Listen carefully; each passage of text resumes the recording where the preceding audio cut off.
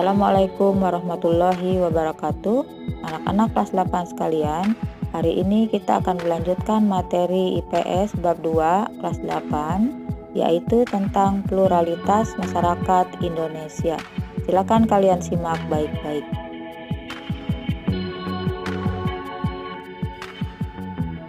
Sebelum Ibu membahas materi lebih lanjut, alangkah baiknya Ibu sampaikan terlebih dahulu tujuan pembelajarannya.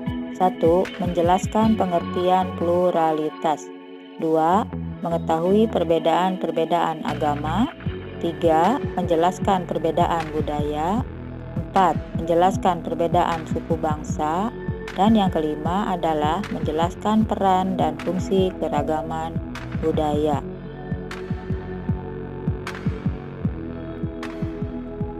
Kekayaan dan keanekaragaman masyarakat Indonesia, baik suku, agama, ras, pekerjaan, dan lain-lain, menunjukkan bahwa masyarakat Indonesia itu bersifat plural.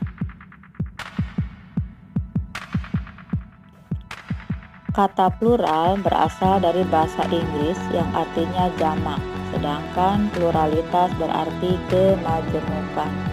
Selain itu, ada istilah multikultural. Multi artinya banyak, culture artinya kebudayaan. Jadi, multikultural artinya yaitu masyarakat yang memiliki lebih dari 2 kebudayaan.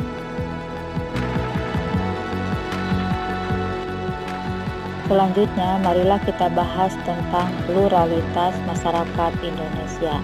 Ada 5, yaitu 1. Perbedaan agama. 2. Perbedaan budaya. 3. Perbedaan suku bangsa. 4. Perbedaan pekerjaan. Dan yang kelima adalah peran dan fungsi keragaman budaya. Agama-agama di Indonesia ada 6, yaitu 1. Agama Islam. 2. Agama Kristen Protestan. 3. Agama Kristen Katolik. 4. Agama Hindu. 5. Agama Buddha. Dan yang keenam adalah agama Konghucu.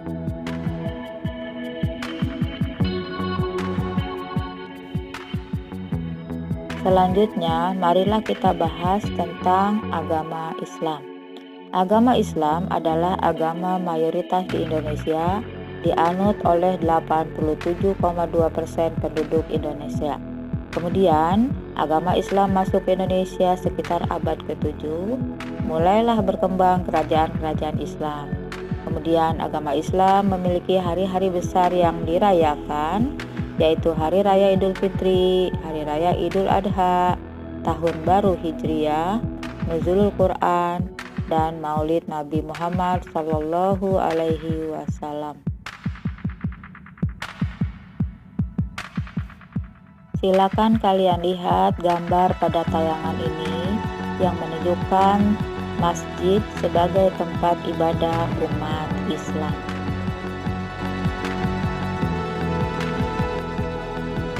Agama selanjutnya yang akan kita bahas adalah agama Kristen Protestan. Agama ini berkembang di Indonesia selama masa kolonial Belanda sekitar abad ke-16. Ditandai dengan kedatangan para misionaris dari Eropa ke wilayah-wilayah Indonesia, diantaranya adalah ke Papua, Sumatera Utara, Sulawesi Utara, dan Pulau Jawa. Anak-anak sekalian, silakan kalian perhatikan gambar pada tayangan ini yang menunjukkan gereja sebagai tempat ibadah umat Protestan. Agama selanjutnya yang ketiga yang akan kita bahas adalah agama Kristen Katolik. Agama ini masuk ke Indonesia dibawa oleh bangsa Portugis dan bangsa Spanyol ketika masa penjelajahan pada abad ke-16.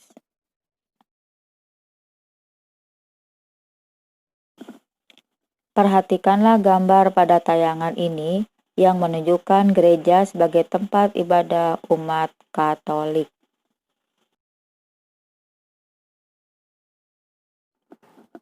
Agama yang keempat yang akan kita bahas adalah agama Hindu. Agama Hindu masuk ke Indonesia sejak awal abad Masehi. Hari-hari besar agama Hindu yaitu Galungan, Nyepi, Saraswati, dan lain-lain.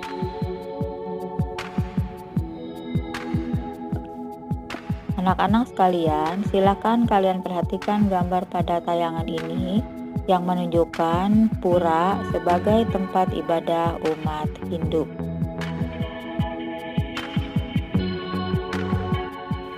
Agama yang kelima yaitu agama Buddha. Agama Buddha berkembang bersamaan dengan agama Hindu. Kerajaan Sriwijaya di Sumatera merupakan pusat studi agama Buddha di Asia Tenggara. Banyak sarjana-sarjana dari Tiongkok dan bangsa-bangsa Asia Timur mempelajari agama Buddha di Sriwijaya.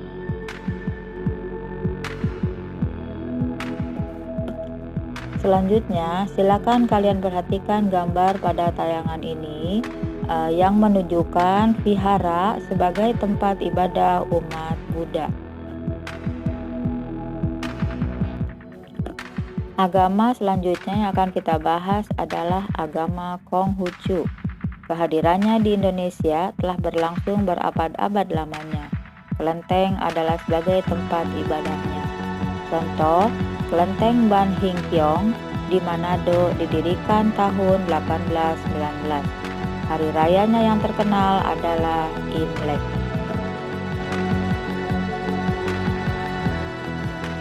Silakan kalian perhatikan gambar pada tayangan ini yang menunjukkan sebuah kelenteng sebagai tempat ibadah umat Konghucu. Anak-anak kelas 8 sekalian, setelah kita membahas tentang perbedaan-perbedaan agama yang ada di Indonesia, marilah selanjutnya kita bahas tentang perbedaan-perbedaan budaya yang ada di Indonesia. Kata kebudayaan berasal dari bahasa Sanskerta, yaitu dari kata budaya. Bentuk jamaknya adalah budi, yang artinya adalah akal, menurut Kuncharadiningrat pada tahun 1996. Terdapat 3 wujud budaya, yaitu gagasan atau ide, aktivitas atau tindakan, dan artefak adalah hasil karya.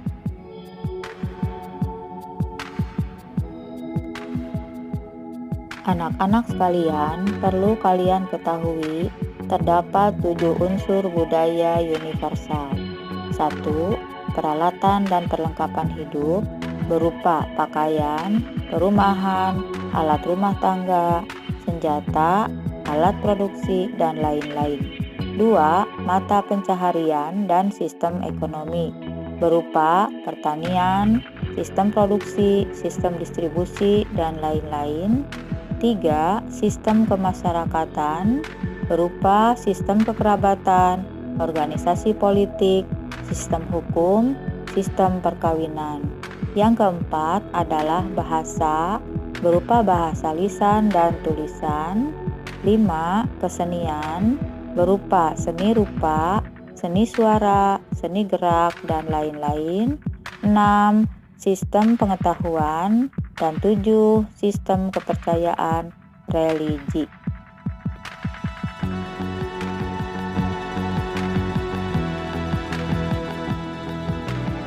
Penyebab perbedaan budaya di Indonesia ada 2, yaitu 1. Perbedaan lokasi dan kondisi alam, dan yang kedua adalah perbedaan agama atau keyakinan. Anak-anak sekalian, perhatikanlah gambar-gambar pada tayangan ini yang menunjukkan contoh perbedaan budaya karena faktor lokasi dan kondisi alam. Kalian lihat di sana adanya perbedaan kerajinan masyarakat di daerah pegunungan dan masyarakat di daerah pesisir pantai.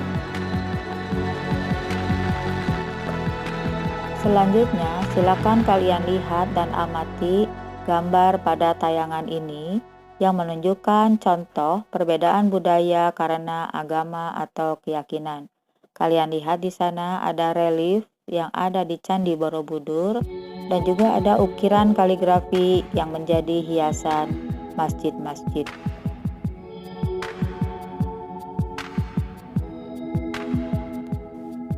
Marilah kita masuk kepada pembahasan yang ketiga, yaitu tentang perbedaan suku bangsa.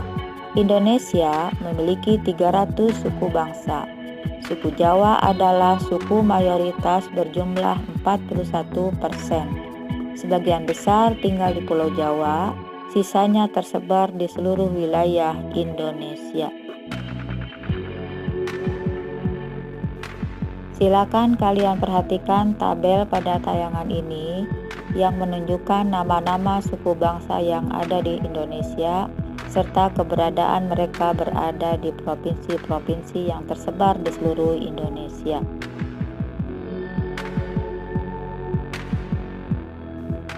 Pada tayangan ini pun terdapat beberapa nama suku bangsa yang tersebar di provinsi-provinsi yang berada di Indonesia.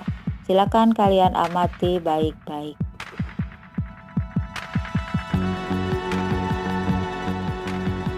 Pembahasan kita yang keempat dalam materi ini adalah tentang perbedaan pekerjaan. Ada dua macam perbedaan pekerjaan, yaitu satu, sektor formal meliputi pegawai pemerintah dan perusahaan swasta yang mengikat.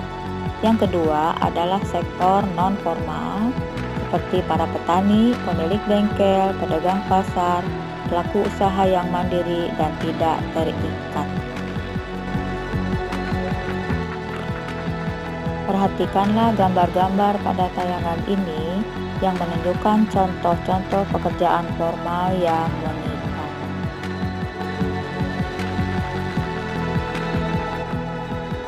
Selanjutnya, kalian amati pula gambar-gambar pada tayangan ini yang menunjukkan contoh-contoh pekerjaan non-formal yang tidak mengikat, seperti pekerjaan pemilik bengkel, pekerjaan pemilik warung, pekerjaan pedagang di pasar, dan lain-lain.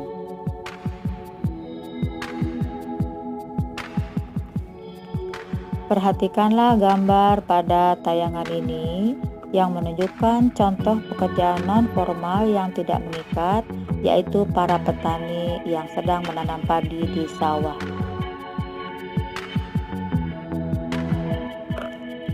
Pembahasan kita selanjutnya pada materi ini adalah tentang peran dan fungsi keragaman budaya. Indonesia memiliki lebih dari 100 tarian daerah yang tersebar di Nusantara. Wujud keberagaman budaya Indonesia. Tarian adalah ekspresi jiwa, nilai penting, inspirasi, teladan, mengandung nilai moral dan keagamaan, dan sebagai pedoman berperilaku. Perhatikanlah gambar-gambar pada tayangan ini yang menunjukkan tarian sebagai bukti keragaman budaya masyarakat di Indonesia.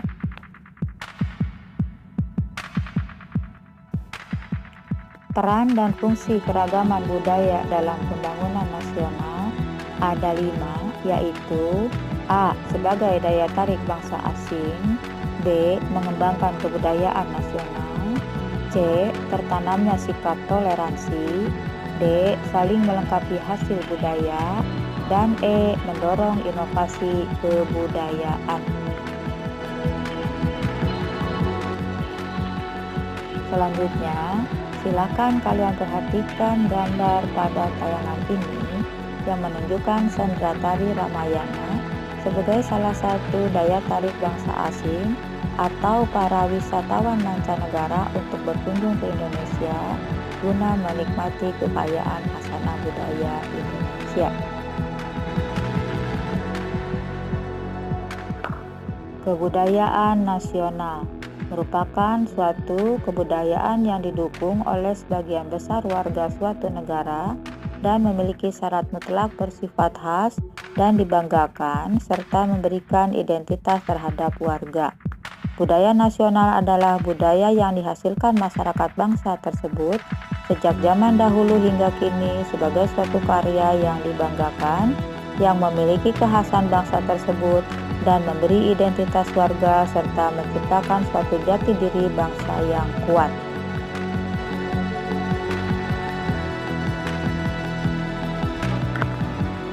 Anak-anak, perhatikanlah gambar pada tayangan ini yang menunjukkan contoh budaya nasional, yaitu pakaian batik. Selanjutnya, kalian perhatikan pula gambar pada tayangan ini yang menunjukkan keragaman budaya, menanamkan sikap toleransi. Perhatikan pula gambar-gambar pada tayangan ini yang menunjukkan kekayaan budaya Indonesia, hasil budaya yang saling melengkapi, yang diperlihatkan pada kegiatan festival tari di Indonesia.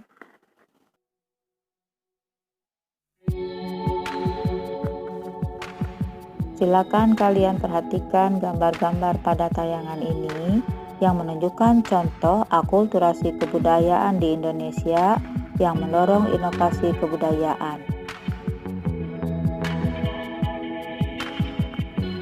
Anak-anak kelas 8 sekalian, demikianlah kiranya materi yang telah Ibu sampaikan.